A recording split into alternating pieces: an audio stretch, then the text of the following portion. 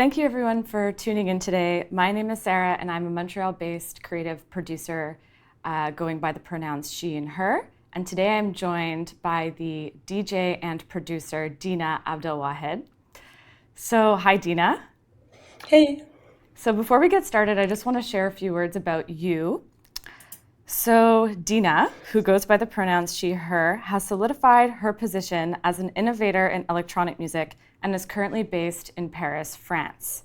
Raised in the capital of Qatar, Deena moved to Tunis to pursue a fine arts degree where she split her time as a vocalist in a jazz band while also being the first DJ to bring Jersey club edits to the city as part of the underground collective World Full of Bass.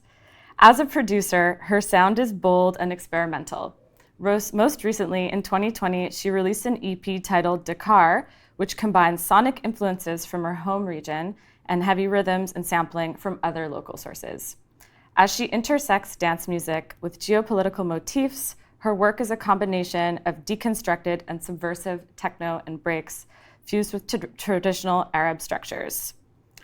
So with that said, Deena, I wanted to kick off our chat today talking about all of the steps that you've taken and all of the places that you've lived in. So you were born in Doha, you lived in Tunis, you then moved to France around 5 years ago, to Toulouse specifically, and now you're based in Paris. So my first question for you is, why have you lived in all these places? What attracted you to some of these cities, and what led you along the way? Okay. Thank you so much for the introduction. It's super cool. My pleasure. Okay, so I was born in Doha. Let's say I didn't choose really to stay or choose that city. So until 18, I am adult enough to go to wherever I want to, and not really actually, but anyway, Tunis was the most logical option for my parents. So it was mostly to, let's say, cut with the family to tourism. So Tunis was super great. I liked it so much. I was actually kind of I'd rather start from Tunis than go from Qatar to the Western world right away. Like most of the kids or most of the persons that I was Right. with in Doha school went directly to Canada or Paris or London or whatever. So since they had more money and more perspective, since they grew up in a city that is rich. So that's kind of why I chose Tunis. Let's say it's more to cut the family ties. Yeah. And then France was when I was 26 or 27, and it was out of somehow romantic reasons, and also let's say that a lot of people told me that I am turning into a circle or turning into circles artistically wise or touring wise, in a way that in Tunis there are not a lot of venues. I stayed kind of lone wolf a lot for many years while I was in Tunis. Let's say in a genre, a club genre way. It means I was kind of alone, not playing conventional house and techno in Tunis. So yeah, everyone was actually suggesting me to go out from Tunis and go to the Western world, that I'm very influenced by. And you did. That's exactly what you did. Yes, Yeah. yes, Were you living in Tunis during the Tunisian Revolution? yes. Yeah. Would you say that that has had an impact on your musical practice at all? Mm, no, I would not say no. I would say in the practice of my job or even my daily life, personally, yes, a lot, like rationally, but musically, not really. Um, it did impact other people's music in popular music. Yeah, it became more personalized and less superficial, let's say. You know, people had the freedom to write songs and words and be able to perform them physically without having problems with the police or, yeah, for a little amount of time, of course, because now Yeah. we came back. So, Yeah. yeah. Yeah, I'm sure holistically, it's had an impact on you as a human, as a person. Yeah, Yeah. I definitely want to come back to this, but I just want to segue for a brief moment just to talk about your music, so we can get a little bit more context around your sound. So, technically speaking, how do you make music? What are the different layers in your music, and what does that sound like? Okay, so I essentially work with Ableton Live, and I started with constructing my own loops from samples that I find on internet. So there is a lot of research in forums, whether it's for Arabic samples or just samples from machines, drum machines, or any synths that are super expensive in hardware. So what I would do is that I would use them like in patterns, and I try my best to convert what rhythm that I have in my head for each type of sound, and then try not to respect the grid. Actually, it really try to be as human as possible. Somehow like a J Dilla did with the MPC, kind of, but not. We are Yeah. not talking about the swing. Yeah, it's even more than that. Actually, it's like I really want to have the grid blank, and then I just tap on my table with my fingers, and I just try to imitate what is in my mind. Actually, so it's actually a lot of loops and patterns like that that how can I say, they follow each other and make a song out of it. So that's how I started, let's say. And then little by little, I got into this sound design. So the more money I have, the more hardware I can Yes, buy. of course. The more fun you can have. So Yeah. exact, Yeah. exact. So the more authentic sound that I can have, and also, so yeah. So I went more into the sound synthesis, not only sampling and sound design of the sample itself, of the recorded sample. So yeah, so actually now, for example, I am into since Khayyam Bellamy talked about it in CTM Festival. I am into tuning and scales and Arabic scales, since the idea of what I am doing as a producer is to try to reappropriate Arabic music as me, as Deena Abdelwahed, and as someone who was born in Doha, met with a lot of nationalities from the Arab world and beyond, and later on in Tunisia. What was the question whether I'm really Tunisian or not, even though that I was speaking Tunisian and it was my only mother language, and people were kind of always thinking that I am an outsider because I don't know the same songs that they know, and I don't dance to the same songs that they dance to. So it was kind of,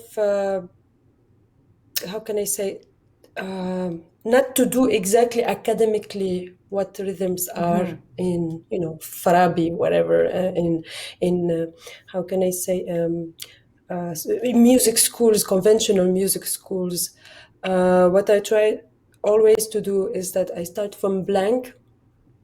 Me, if I was in a perfect world, what would my music would be? What kind of music would I dance to so much? And that represents me, and that makes me proud and make me whole. So actually, that is my creative process, but technically it's really around that. It's funny to say it's not really very technical, actually. It's more about the idea where to start from, the architecture behind it, in a way, of the rhythms, of the sound, like the samplings and sound design, and then later on synthesis in a way. How can I have something that is really authentic and really mine?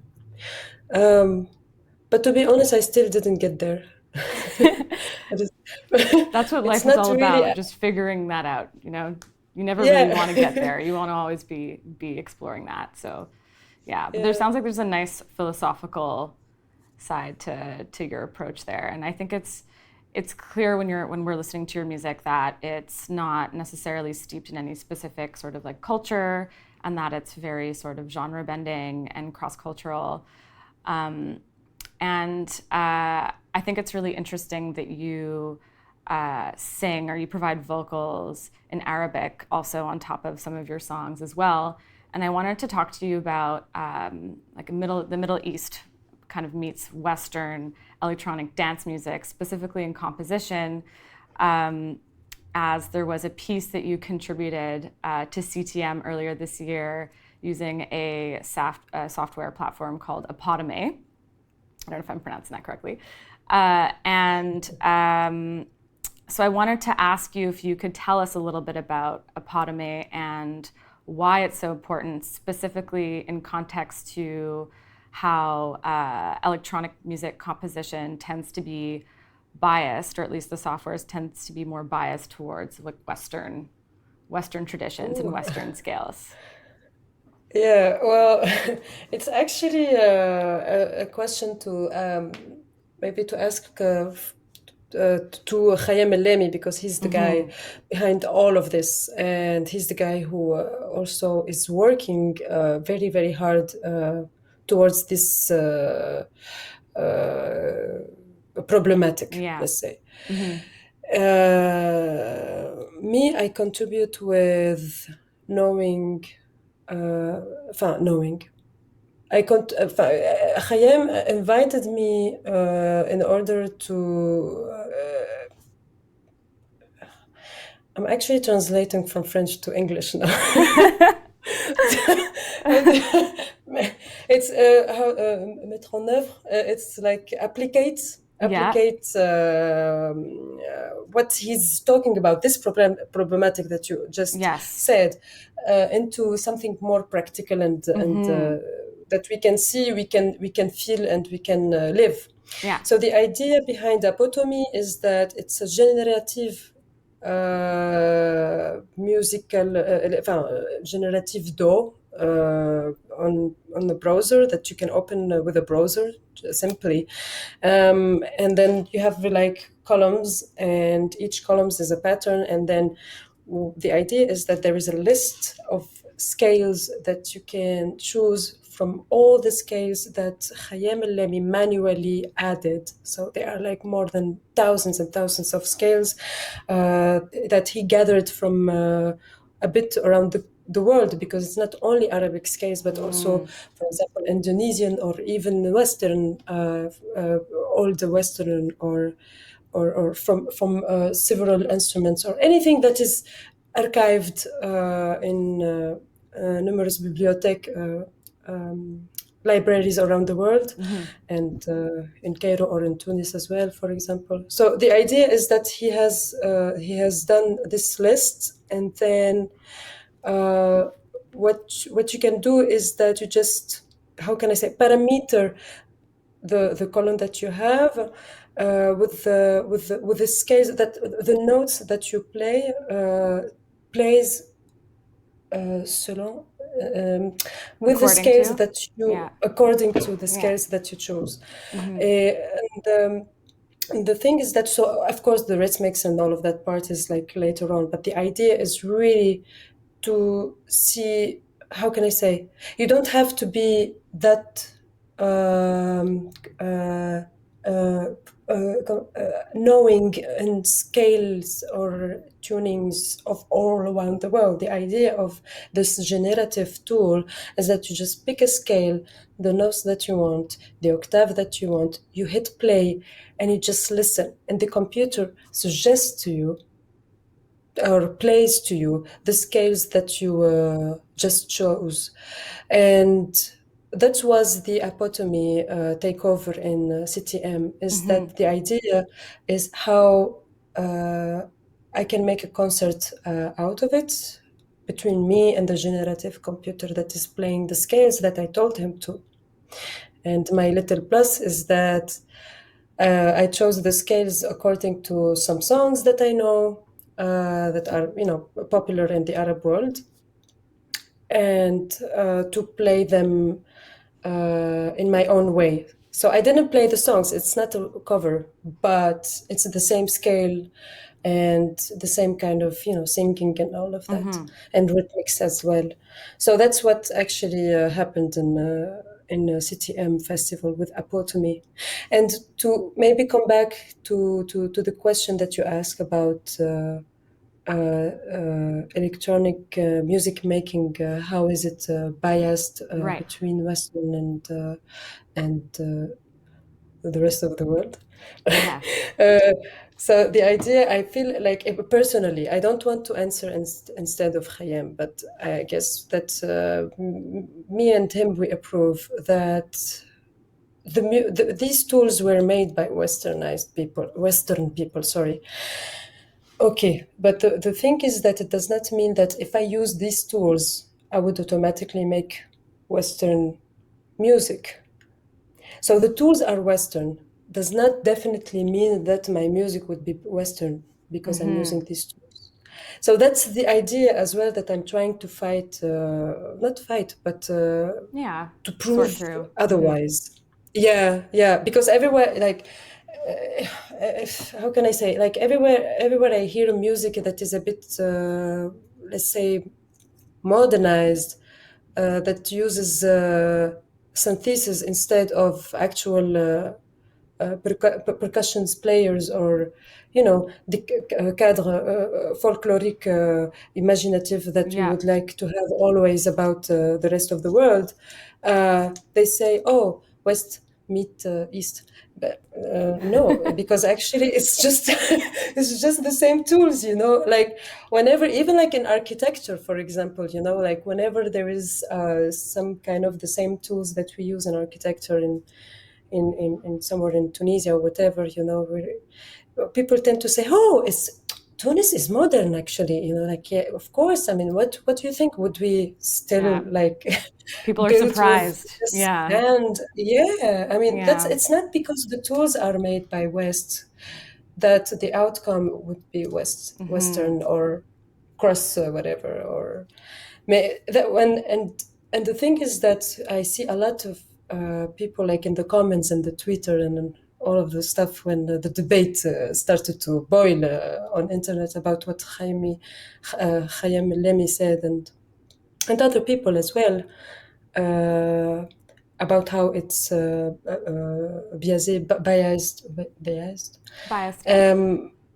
Yeah, it's like, oh, do your own tool then, and why don't you do your own thing and The leave us internet. Oh my God. alone? Yeah. Well, yeah, like, where do your synthesizer with your scales and basta, like, okay. But the thing is that here also we are so obliged to talk about even beyond the music, which is social economic problems of after colonialism, and how there was one that is absorbing and one that is halt, cannot produce or cannot even feed itself. One civilization that is working very good and even taking from the other civilization that is very poor.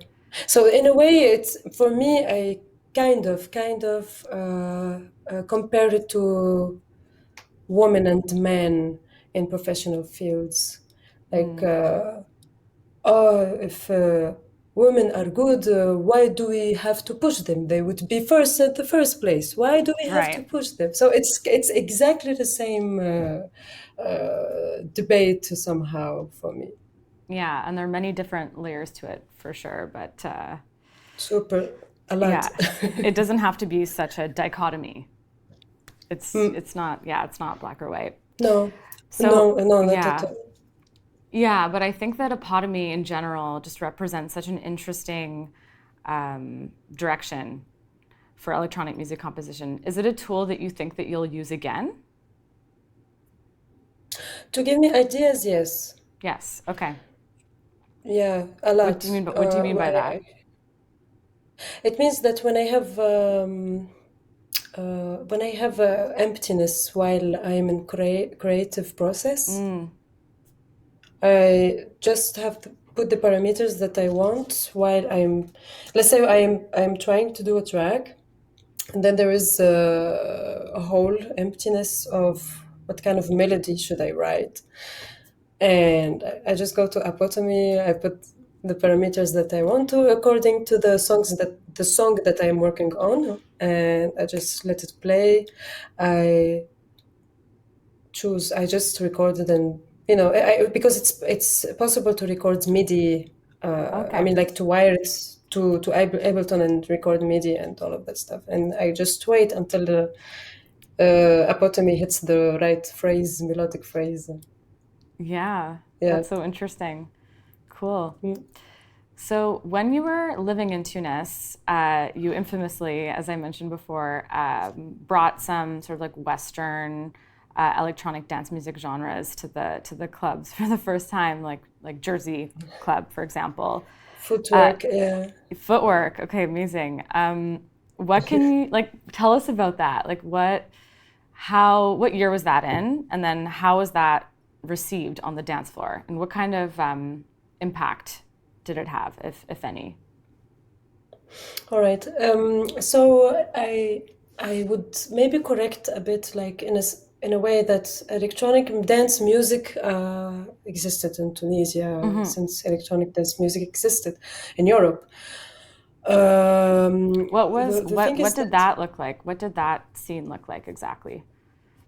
Or what does it well, look I was like? in Okay, I was in Qatar to be honest. But the idea is that as I heard and as I collected from a lot of people that I met throughout my life in Tunis, well, it's house and techno, like especially house. And disco, and it started with disco, and then later with house music that we all know. It is mainly for merde, tourists. Tourists. It's Okay. mainly for tourists. Yes, it's mainly for tourism and mass tourism in Tunisia, like in Jerba or Hammamet. Okay. And actually, the clubs were inside the hotels. There Oh, is no really? clubs outside the hotels. Yes, until today, actually. So mainly, the majority of clubs are inside the hotels. And are they large clubs? And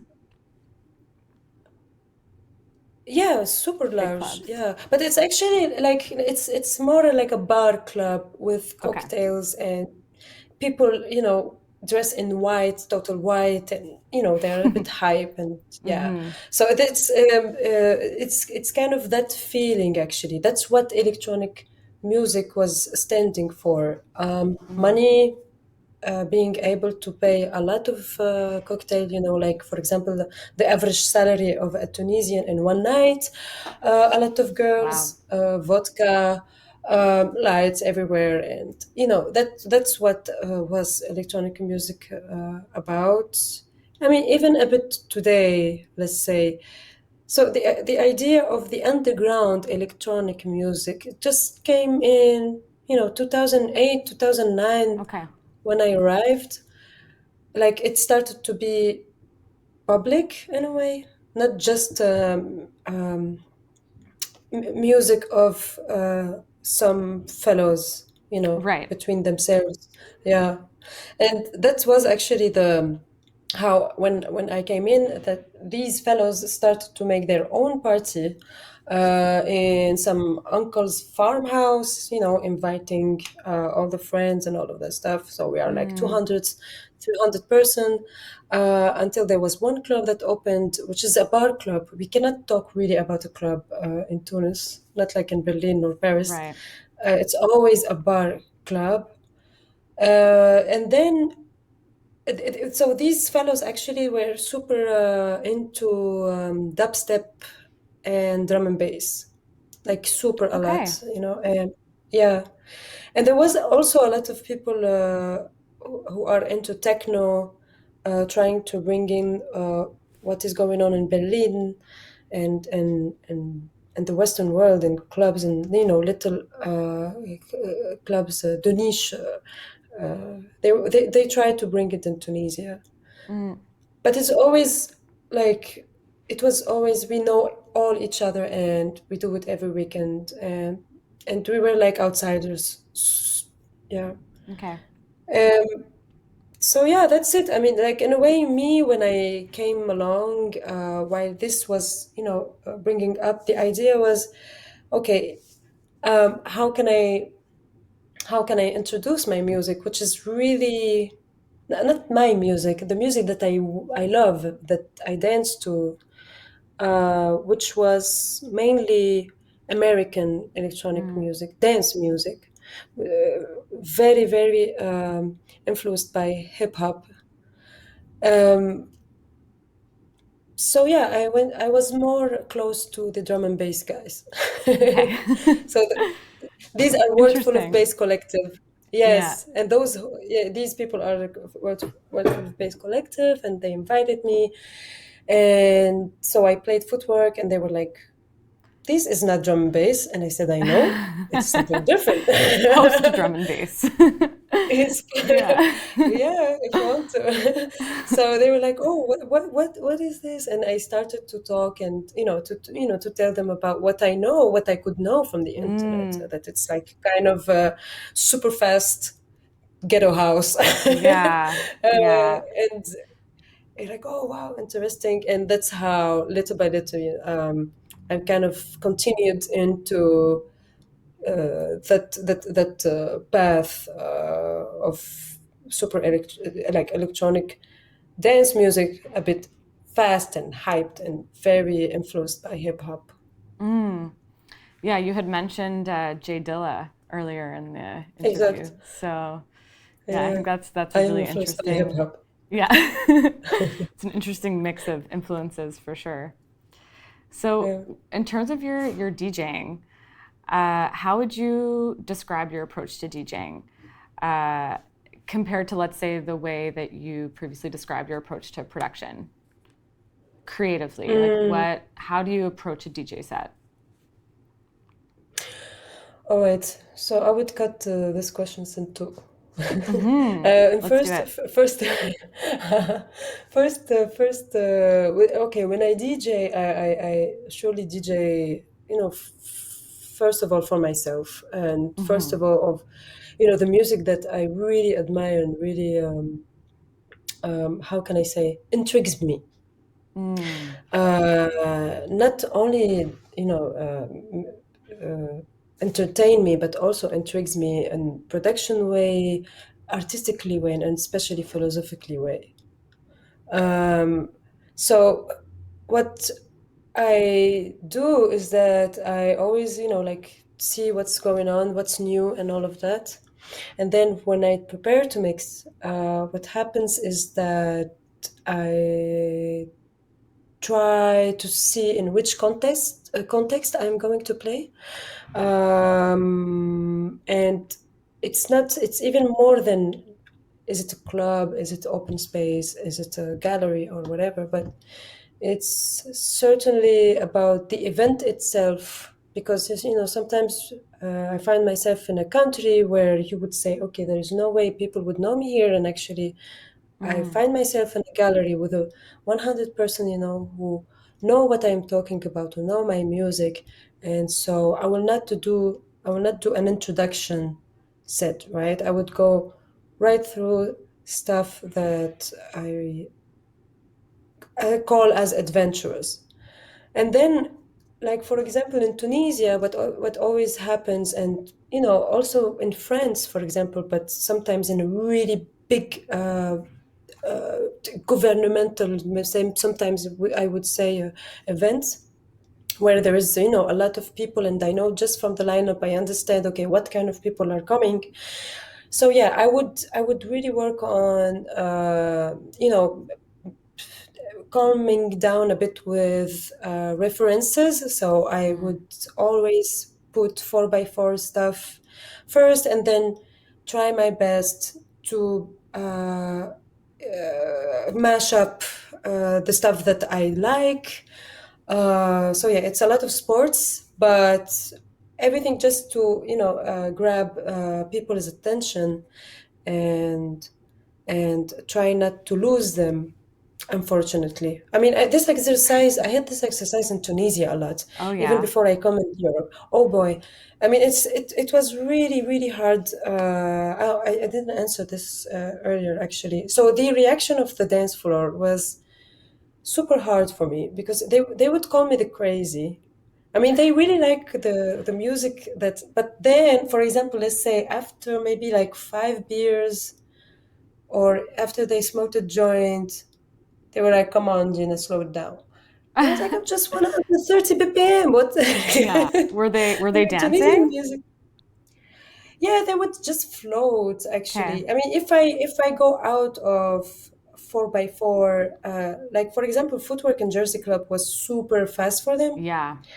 Fair. And then Yeah. later on, when I discovered other music, like for example Bailey Funk, for example, which is also as the same pace, Mm-hmm. but there is a groove that is Latin that we are in the Arabic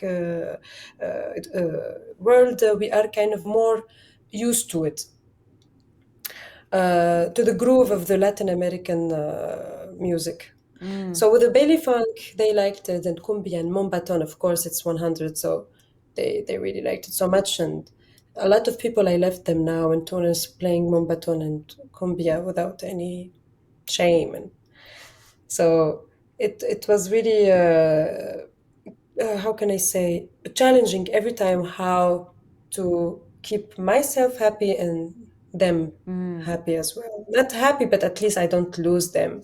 And like I'm super sure that if they listen to me like until the end, they will really like it. They will really understand, and Of it's more course. interesting than just jump up in life's in the DJ set and just do way, allez. And I mean, there's a bunch of that, of course, but I would like to make something more, Yeah. for other people who like Yeah. it. So yeah, so this is how I DJ. I would really love.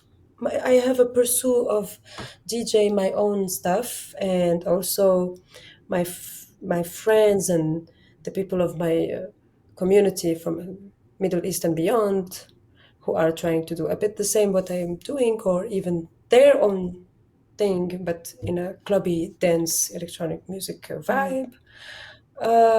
So to go back to the second question, how is that related to my productions? Is that uh, I am separated into. I have the DJ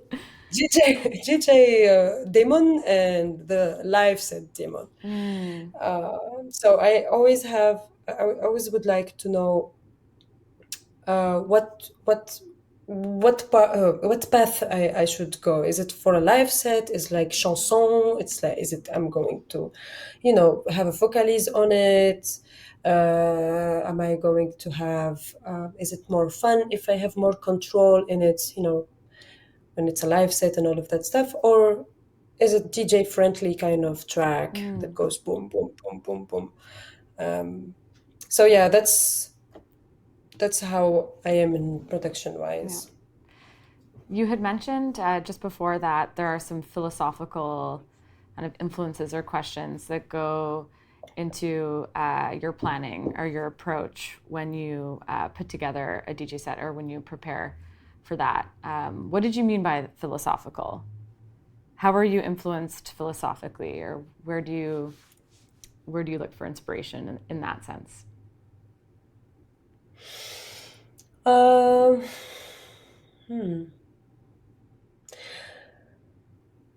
All right, in a way that I would always okay. For example, if I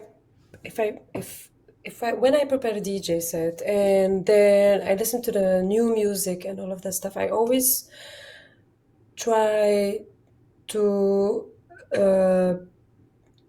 search for the personality behind that artist, that producer, where they come from, and if where they come from I don't have enough information or background, music background about them, I just go to Wikipedia or internet and just learn and try to figure out a bit, the language, the religion, and socially how they are. So maybe I didn't really mean philosophical in that way, in that sense, but that's what actually happens every time I search for music, and then when I mix or when I prepare a DJ set, what I try to do is that I try my best to keep some kind of a parity between the West and the East, and somehow not to westernize it as well, not to modernize it as well. In the contrary, it's try to put out the personality of the producer more than the 4x4 groove or the entertainment elements in the particular track. So that's what I call philosophical. That's philosophical. That's a great answer. Okay, Yeah, that's definitely cool. All right. philosophical. So, Okay. yeah. No, continue. Sorry. So in my live sets, actually, in my live sets, I do the same, but to myself. So the kind of entertainment, whatever it is, would be less prominent. It would be it would be my safe boat.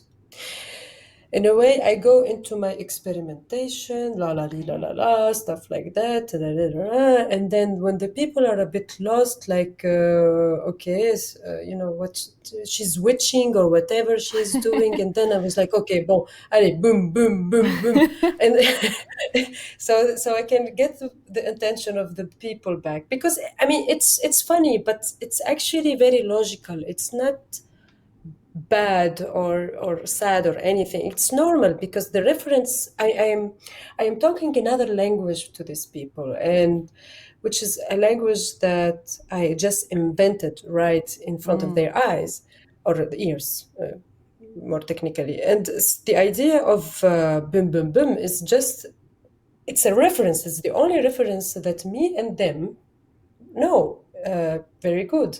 So that's why I'm talking like that. It's not that 4x4 is bad or anything. It's just it is one reference that is known to Yeah, everyone, and it's relatable. and voilà, exact, yeah. Yeah, that's super interesting. So, zooming out and in examining your entire discography and your creative approach, I have an abstract question for you. Do you consider your music to be political? And why or why not?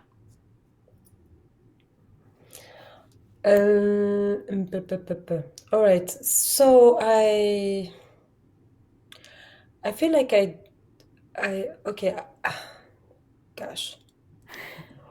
As a person, as a person, Tunisian, homosexual, raised under kind of a strict Muslim environment. Being not able really to have this comfort into choosing what I want, or being raised on choosing what I want, or being raised into, for example, freedom of desire or whatever. Everything was super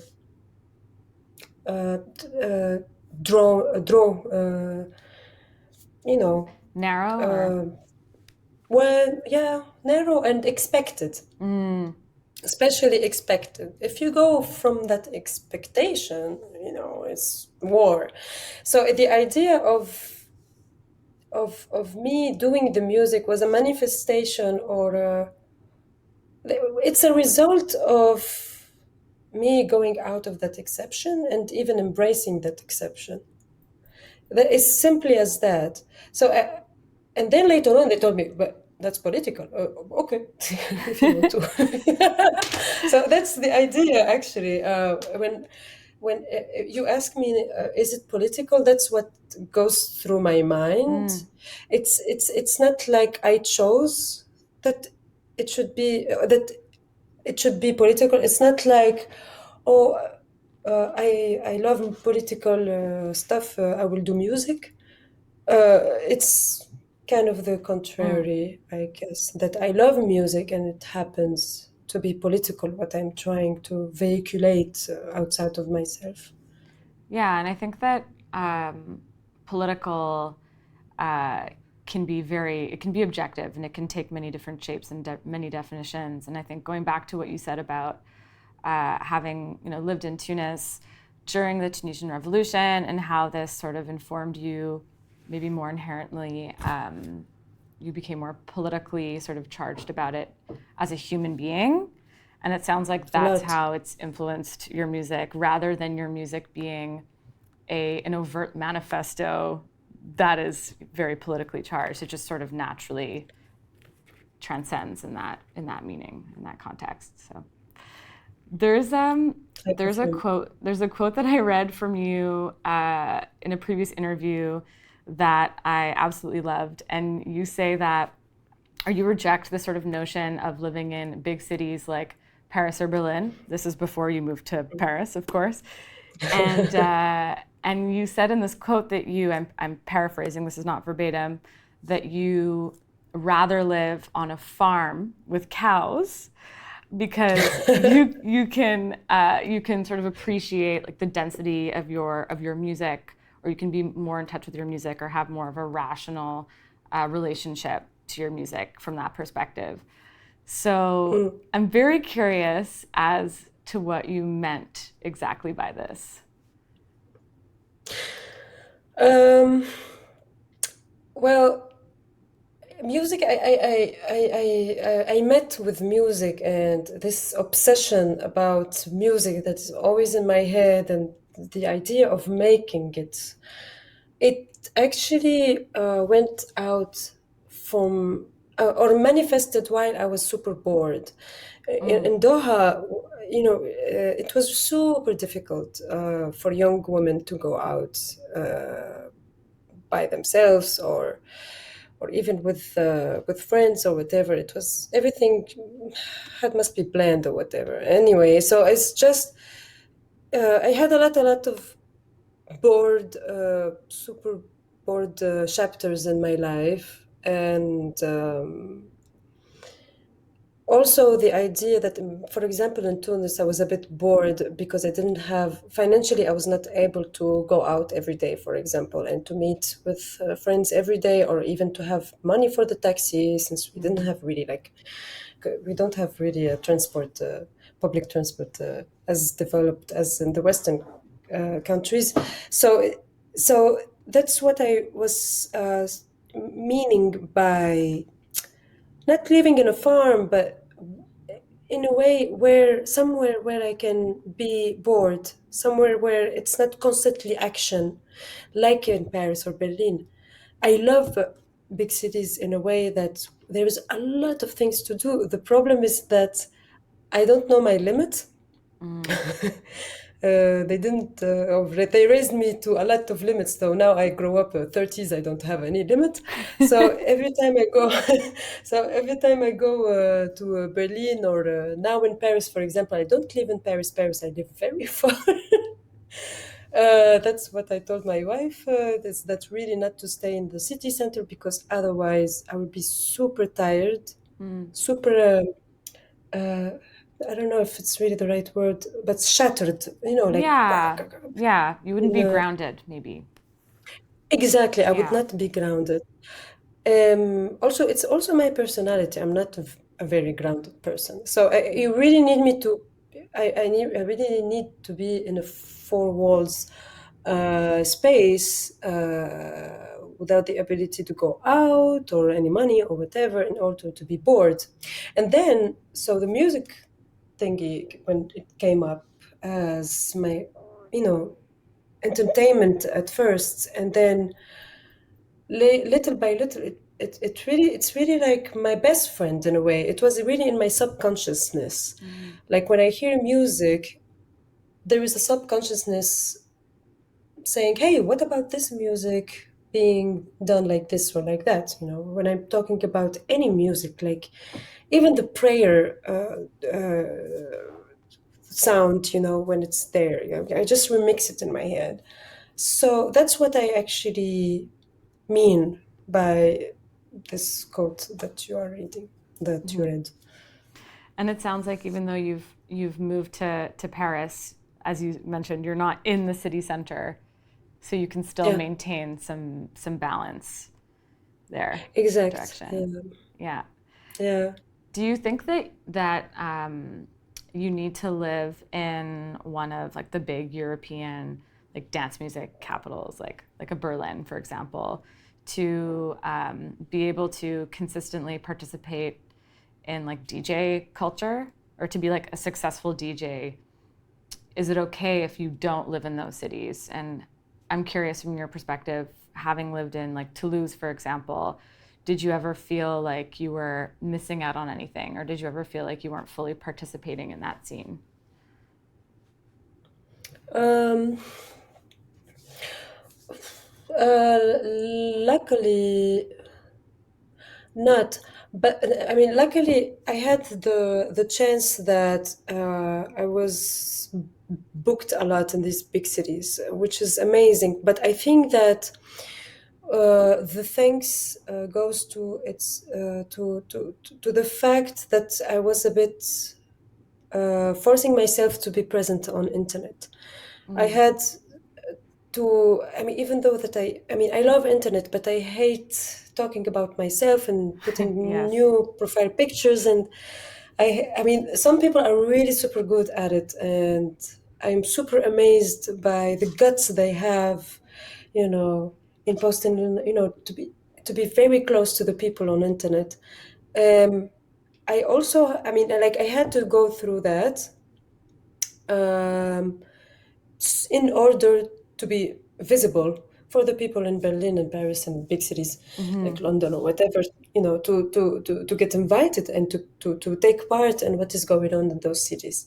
But I really feel like it is not fair somehow because what I also how can I say, what I also remarked, noticed, is that like there was a lot of artists and DJs who are super good in Berlin and Paris, and who are not getting the same attention than other DJs who are not locally in that city. And I feel like it's a bit, I don't know how to feel about it. It's a bit not ecological, at least, in a way Yeah. that every time it is better and it's more important and it's more sexy and it's more adventurous to bring someone from really far away to show us how in that particular place techno is placed, and in Sweden or I don't know what and stuff like that. So it's a bit, it's constantly the shows in those cities are constantly playing on the fascination of the outside, to make people come to the gig. And I feel like it's maybe because of the how can I say, of competition that is happening inside a city. Maybe that's why. But I hate it. I'm super against it, actually, because there's like a bit, there is really no local scene anymore, as the music magazine are talking about. I mean, they're more now kind of even searching for local scene from Cairo or from Jakarta or from Chile or wherever, So I mean, it's nice, but not only that. It should not be only that. That should be maybe like somehow a bit apart, Yeah. but not necessarily the main artistic direction of festivals or clubs or events, biennale or anything like that. And I think we tend to also sometimes like fetishize certain local scenes as well and put them in a box. And I don't think that's sustainable for the culture necessarily. No, Yeah. I agree. So I'm curious also as to what your thoughts are, generally speaking, on the music industry, and if there was anything you thought that could change in the music industry that would better accommodate artists, or being producers who are touring, producers who are making music, or DJs. Do you see any kind of opportunity for there to be change there to just better support artists? Uh, I am not very specialized in that, but certainly that streaming services should be more fair with royalties and, yeah, with artists and their labels. I mean, I try to read, but I'm a bit dyslexic, and there is a lot of numbers and data Yeah. visualization about what's going on in the internet that I get hooked a bit, and then I don't want to be mad right away while I don't know anything about it. And especially that, of course, I will have emotional reason, or emotional reaction to what is going on, because when I see when my label brings me the paper of resume of the royalties and all of that stuff, I see that there is no portion, like there is nothing from the streaming services unless it's Bandcamp and it's it puts me in a corner, like, personally, because I feel like I owe the label that, and I have to be active, like, on the internet now because of the streaming services, who are not paying fairly me and the labels and artists and the labels. So I don't know. I mean, I'm just uh, septic. I don't know. I don't know how Yeah. to say. No, I understand. I think it's discouraging, and it definitely puts pressure on artists to try to find income sources elsewhere. And it seems like the terms and the payout terms are changing constantly on these platforms, and it's sort of hard to keep up. But hopefully, there will be some better platforms emerging. There already seem to be that have more of like a decentralized payout system that's more in favor of artists, like Bandcamp, as you mentioned. So. Yeah, I hope. But I don't think so. But I feel like capitalism will always win, in a way that the guts of Spotify. I mean, once there is, how can I say? Once a system goes as far as making people who are super poor, so much poor. Once they arrived to that thriving, to that power, there is no way they just, move away saying, oh, Yeah. maybe we did some mistakes about people's, let's for people's sake, maybe we give them a bit more money or something like that. It never happened. You're right. Never. Capitalism never dies. Yeah, definitely. It's when No. you're greedy and yeah, you find a way to make money. It's yeah, yeah. No, that makes sense. We'll see. I'm an Sorry. optimist, so we'll see what the future has in store. So Deena, Okay. what's next for you? What are you working on right now, and what can we expect from you in the future? Mm, uh, Now I am super into my next live set. Well, it's not gonna be mine. It's gonna be ours because this is the first time I'm going to collaborate with more than me. So it's gonna be two Oh, exciting. artists that are Ayam Twaldi and Khayam Lami, the famous. Um, we are going. I am writing the songs, and then later on, I invite them to um, collaborate on them and try to make some kind of um, live set special uh, music that is super. That okay. The idea actually is to be inspired from the guts and or not guts. How can I say that? To be shameless or without any accountability to anything, to nor music, Arabic academic music, or its history, or its its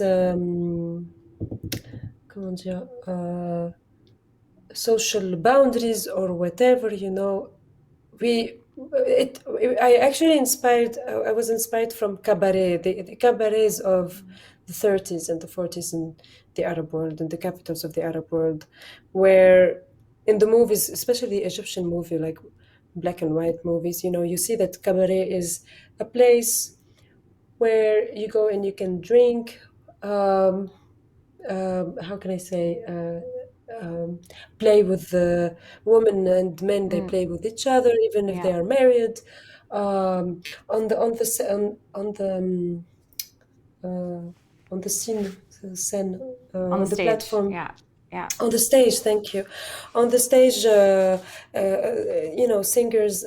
They don't. They're not a bit. They're not. How can I say, rigid. Let's say they don't have to be an icon or I don't know what. They were super easy and even how can I say, playful. Yeah, You know, playful. Yeah, yeah, so much because beautiful. that was a time of war and all of that stuff. Though, so you had to be an icon. You had to belong politically or nationally to some kind of idealism or ideology more. So the idea is that to inspire, uh, to be inspired from that état d'âme, from that, I don't know how to say it in English, spirit. Era, movement. Yeah, exactly. Yeah, Yes, maybe yeah, spirits yeah. more, and really to do music without any boundaries or any repercussion. Not saying that, oh, if you play in this scale, should be with this rhythm, and normally she should sing like that, and normally ta ta ta ta, ta. So actually, we are going to break all of that stuff. We are going to start from blank Amazing. again and to reappropriate. I mean, like I'm asking Aya if she can, sing in Gulf dialect on Tunisian rhythms with Kurdi scale, for example. Like it's kind of jazz Okay, it's going to be sort of like a fusion mix idea. of genres and sounds and inspirations. That sounds Yeah. that sounds really great. We have to wrap up, but Okay. thank you so much for your time today. This was a great conversation. I really look forward to hearing that new project. Thank you so much, Sarah. Take care, Deena. Bye bye. Bye. Ciao. Bye.